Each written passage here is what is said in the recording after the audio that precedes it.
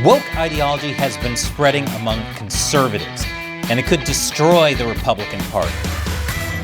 Welcome to America Uncovered. I'm Chris Chappell. More than half a century ago, the Soviets had a plan to destroy America, not with bombs or guns, but by subverting American culture, by taking the existing movement for racial and gender equality and subverting it using the ideology of class struggle. Eventually, this gave way to what we call woke. Someone who is woke has supposedly woken up to the truth that all of history is about victims and oppressors, and America is a fundamentally racist patriarchy designed to suppress minorities. That might sound like the progressive left to you, and it is, but some of this woke ideology has also become popular among some groups on the far right, and it could rip the conservative movement apart. Matt, Shelley, and I sat down to talk about this with Dr. James Lindsay. He's an author, political commentator, and founder of the website and podcast New Discourses. And he's joined us on our latest China Unscripted podcast. So why did I start caring about this woke right all of a sudden? And like you said, we just had this big victory, right? And what is it? Well, what is it is easy to answer. It's people on the right that have adopted the woke left tactics. They think like the woke left. They act like the woke left. In other words, they walk like a duck and they talk like a duck. So they're a duck. In other words, they have different values, different conclusions. They want to push so-called trad values. Sometimes they call themselves postmodern trad or postmodern traditionalists. So not real traditional values, this kind of like hipster pastiche of traditional values, but they're going to try to push that and force everybody into it. They use cancel culture. They use smears. They use all the nasty woke tricks that you're used to. They believe that power is the be all that ends all. They think that pursuing and grabbing and wielding power is absolutely necessary. And despite the fact, one of their biggest claims for the last several years, because these have been around for several years, has been, we're not going to be able to vote our way out of this. What are you going to do? Vote harder. And then allegedly we just had this victory where we actually did vote harder and got our way out of it. So their prediction about how things work didn't seem to work out exactly right. But so that's what they are. But like I said, they've been around for a few years. What they've done is they've taken up with the they consider them forbidden right-wing philosophers, not necessarily traditional conservatives, largely people like Thomas Carlyle, who's considered the father of both Maoism and the father of fascism. They take up with people like Carl Schmitt, who was the crown jurist of the Third Reich, who came up with a variety of political philosophies about the absolute sovereignty of the executive and the idea that all politics comes down to a violent conflict between friend and enemy. And if that sounds a lot like how the Chinese use it, that's because the Chinese adopted all of Schmitt in the 1980s or earlier and have been explicitly Schmittian for a long time. They actually, you can look that up. The CCP's actual political philosophy is Schmitt attached to what was either Mao Zedong or Deng Xiaoping thought. So that's their guy. They've got, like I said, Alistair McIntyre, who's like, Marx is right, except about his conclusions, because Marx wanted to maintain the fruits of modernity. But the fact is that modernism itself is the problem. So Marx's critique can be salvaged and retooled to destroy modernism and classical liberalism completely. But Marx was essentially right. This is one of their core philosophers. They've taken up with the fascist philosopher Julius Evola. So these are the kind of guys that they're talking. They're big fans of Hans Hermann Hoppe, who was also very keen on Marxist thought and Marxist methods, although to different conclusions. Some of them flirt with Hitler, who explicitly said that he was using Marxist methods and intended to complete them, although for his own methodologies. A lot of them are nationalists, but their definition of nation is ethno-nationalist, and it matches exactly Stalin's definition of nationalism from Marxism and the National Question in 1913, which he adopted in Vienna after going and bringing his Bolshevik ideology and witnessing the way that German folk nationalism kind of interacted in the Austrian milieu before World War I. And so it's like, this is just a hot mess of bad ideas that have kind of come together in this pursuit of power for these guys. So yeah, I started to use the term a few months ago. I didn't coin the term. I think popularized it and put it on a map, as I tend to do. I've tried to expose these guys, but the problem is, frankly, nobody cares. What people are doing is, as my friend said to me the other day, the boys just want 5 days in the sun to celebrate. And here you are saying this thing. But I'm going to point out, you asked, we just had this victory. There's kind of this tone like, do we have to do this now? And I think we do have to do this now. And in fact, I started before the election. We had not done this victory. I decided at the beginning of October this year, so a full month before the election, I'd been holding my tongue, and holding my tongue is like, it's strategically unwise. Let the election happen, then we can tackle the woke right. So for, better part of a year, I've been sitting here waiting for this freaking election so I can just be unleashed to talk about this problem that I've been watching build. But in October, I was like, holy crap, they're positioning themselves to fill Trump's administration if he wins, or to spark a civil war if he loses. So we better speak up now. And so I started to speak up ahead of the election, very concerned that these people, like all wokes, who are obsessed with gaining power and multiplying their own power, are going to insinuate themselves into every single possible thing that they can following this Trump win.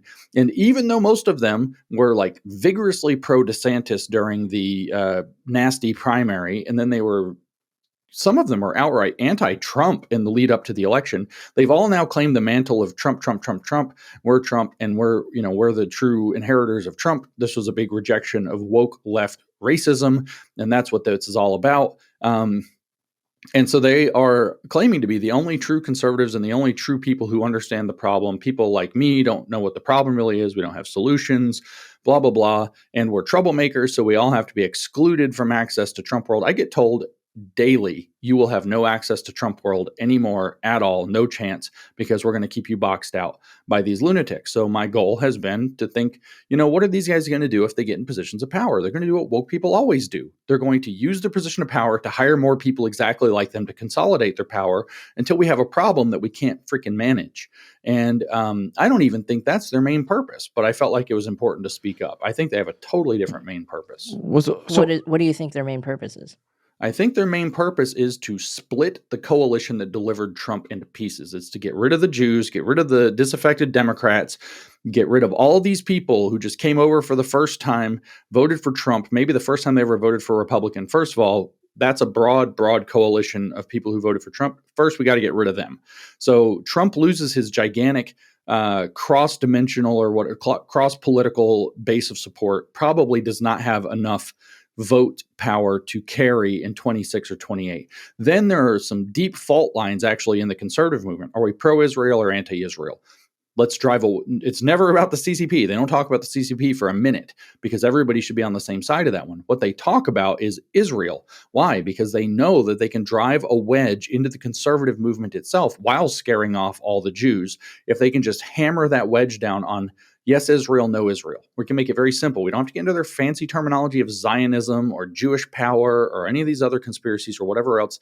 We don't have to get into, or is it anti-Semitism? It's not. No, the goal is pro-Israel, anti-Israel, and to split the conservative movement around that and to make it as messy and nasty as possible so that, again, we're not unified. We're not pouring our resources into fixing the country in the time that we have to do that right now, and that we're not likely to win in 26 or 28. And then finally, there's another deep fault line in the conservative movement, which is the freedom versus virtue, if you will, line. Are we Americans who believe in individual liberties and freedom, or are we people who are going to take an image of virtue and impose it upon the population? And their argument is that their vision of virtue is necessary to correct the cultural excesses that the left has visited upon us and the subversion of the Soviets and the Chinese have brought upon us.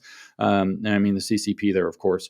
And therefore, we have to impose a vision of virtue on the society in order to renew it from within. So that's going to that's a deep fault line in conservatism. So again, you have two deep fault lines within the conservative movement that you want to split and keep us fighting and ununified, weaken the electoral potential in 26, weaken the electoral potential in 28, while generating massive amounts of stuff that the left can then just come out with and say, look, they're anti-Semitic. Look, they hate black people. Look, they hate gay people. Look, they hate women. Because that's all they ever talk about is how much they hate all these groups that they feel have been oppressing them. And so you're creating the conditions to massively lose in 26. So Trump becomes ineffective for his last 2 years in office and massively lose in 28, where all the Democrats have to do, and it's to be fair, not entirely clear that they can do it. But all the Democrats have to do is start being very reasonable on issues of race and talk about economic class, which is exactly what they're pivoting to after the murder of that CEO, the healthcare CEO. That's all class, class, class now. It's billionaire, billionaire, billionaire. If they shut up about race and sex and sexuality, they drag the drag queens off the stages, stop pushing that everywhere. They look reasonable. The radical right looks insane, and we lose hard in 26, and we lose hard again in 28. When I say we, I mean people who care about getting the communist threat out of this country. And so their objective, their purpose. Most of the people in it probably don't realize this and are just beating their chests and thinking, as they spell it, LFG. But the fact of the matter is, what the purpose of this movement is to splinter and destroy all the electoral potential going forward of the right writ large. This Trump coalition, this pro-America MAGA coalition that is the literally beacon of hope for the world. Their job is to toxify and split that in half. And if you don't believe that's the case, just look at the alleged tenant media sting the DOJ published. What was its purpose? Why did it allegedly receive $10 million of Russian money to give to conservative influencers? It was specifically to sow discord and enmity within the conservative movement, to split the conservative movement from within.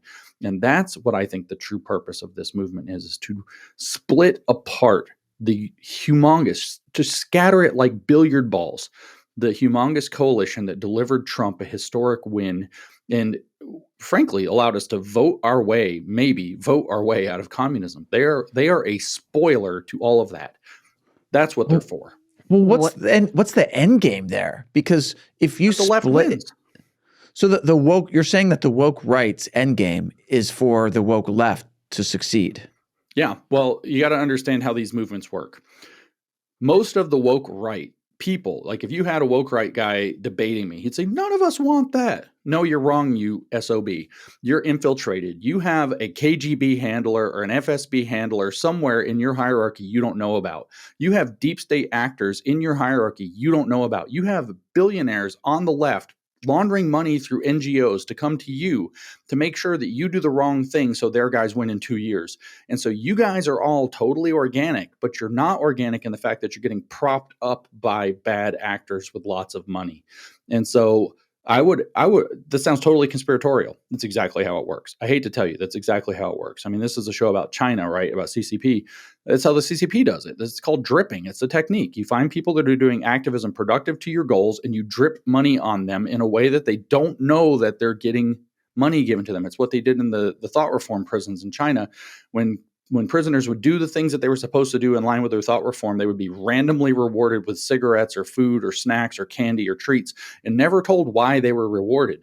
And it was actually just operant conditioning to get them to do it. So yeah, you've got influencers all throughout this network of conservatives who are on the take or on the dime, who are working for the other side, who are leading these poor fools into supporting something that's going to be their own destruction. So wherever they can, what they do is they take power, and then what they do is try to get their friends in power with them.